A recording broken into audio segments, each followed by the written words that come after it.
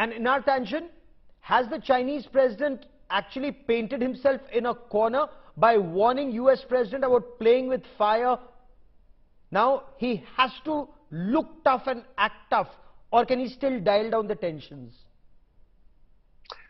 Well, he's going to have to take some sort of action. He said he would. The question is, does it have to be military or can it be economic? The U.S. right now is at 9.1% inflation.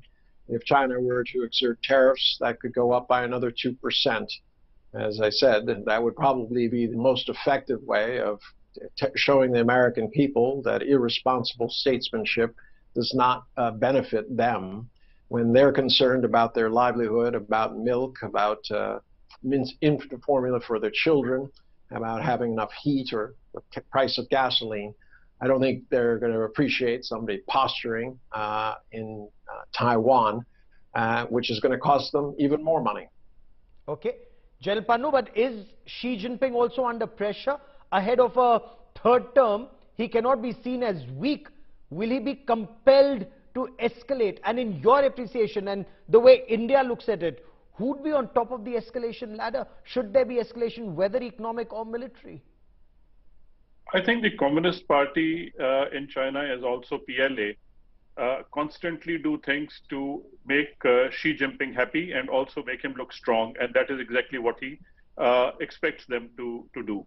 So I think they're all hand in glove to ensure that China looks strong, and I think this is where the whole problem lies.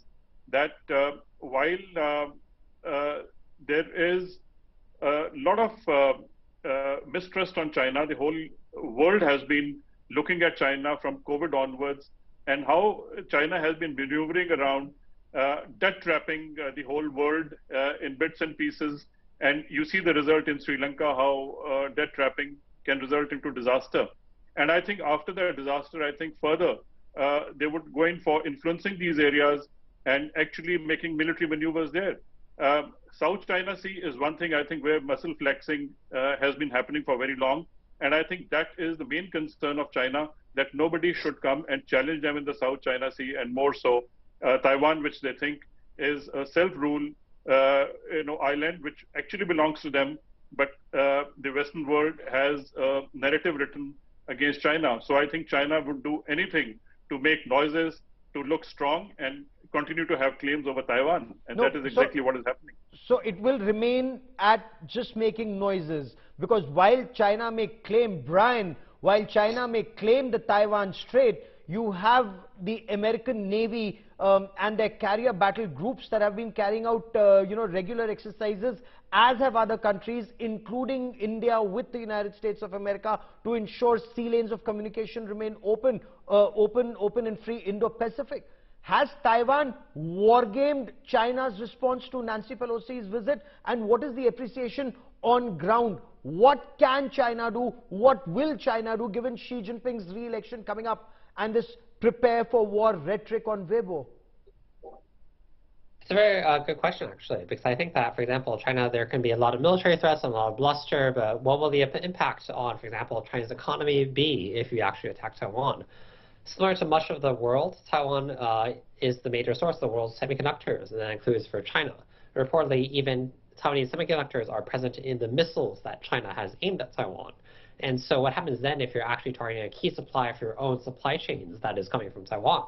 And you think about the size of Taiwan's economy, it's something like 50th largest out of the, 20th largest out of the world's 200 or so countries. And that is not insignificant. And you compound the economic impact of a Chinese invasion of Taiwan onto that. So would actually the Chinese Communist Party be able to weather the blow to their credibility, their legitimacy politically from an attack on Taiwan? All those lives, I mean, some estimates are like tens of thousands, hundreds of thousands even, according to Ian Easton, of lives lost. So what then? And so is it actually something that the CCP can weather at this juncture? That is also a question. Okay. So in our tangent, the bluff, the bluster, clearly not taken seriously by Taiwan. China may say, we will not sit idly by. China will take a resolute response, strong countermeasures to defend integrity. Now, these must be some words used by China. Clearly, Taiwan is not impressed, and Nancy Pelosi visit may still happen. Will that be a major loss of face for Xi Jinping?